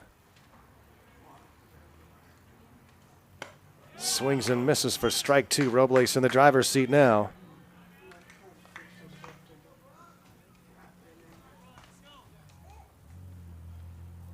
And Brock in the hole, 0-2. He gets some contact here. 0-2 pitch from Robles. Blows it by him for strike 3, a 3-pitch strikeout. Takes care of Kless. The Studs are fired up. They've got another chance to win it here in the bottom of the 10th.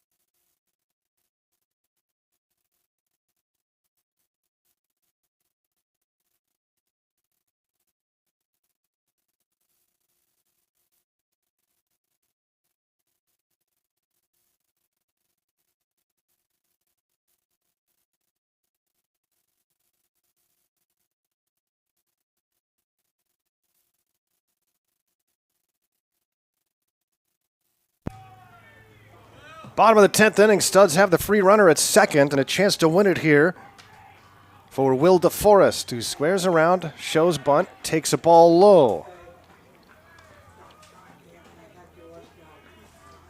The corner infielders are in for the Goldpanners. And Will DeForest,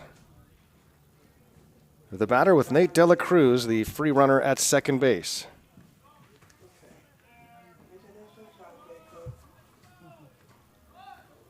And he takes a strike, 1-1. He pulled the bat back.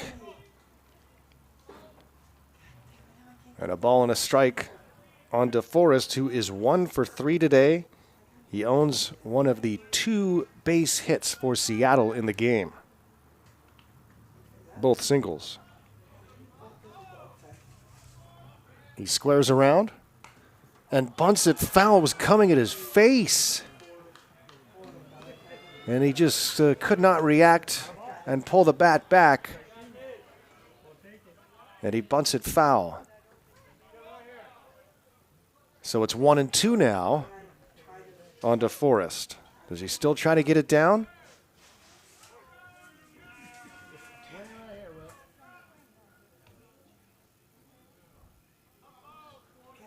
The 1-2 pitch. He swings and pops it up, foul territory, but it's going to get out of play. So DeForest now swinging away with a 1-ball, 2-strike count.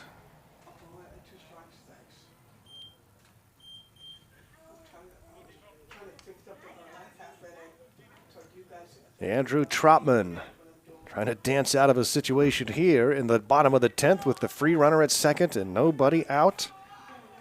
DeForest, the batter, with a 1-ball, 2-strike count. Unable to get the sac bunt down. Now swinging away, and he hits this one to left. Going back, back, back, back, and it's over his head. He tracks the baseball down and gets it in quickly, so the run will not score, but the Studs with second and third and nobody out. Could not track down that baseball in left.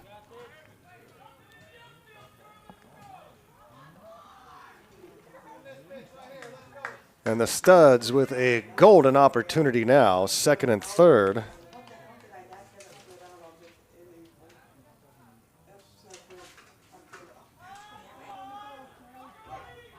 With nobody out. How often do you see a double that moves a runner from second to third?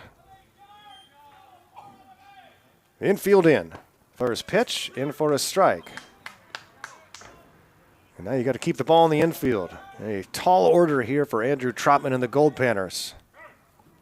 Charlie Larson is 0 for 3 today, and time is called. And head coach Mark Lindsay is going to come in, talk to his infield, and make sure everyone's got their assignment square and understand the situation. A double by Will DeForest that Clark just had trouble picking up out there and left.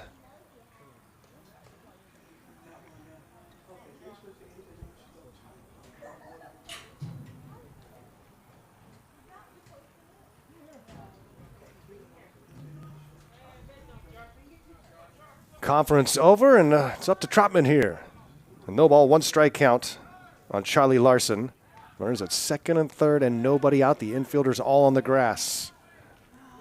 He shows bunt, and it rolls foul. Hiraki taking the chance, and it hit that thick grass and changed directions and rolled it into foul territory. So it's 0-2. So trying the squeeze for the game-winning run, Charlie Larson.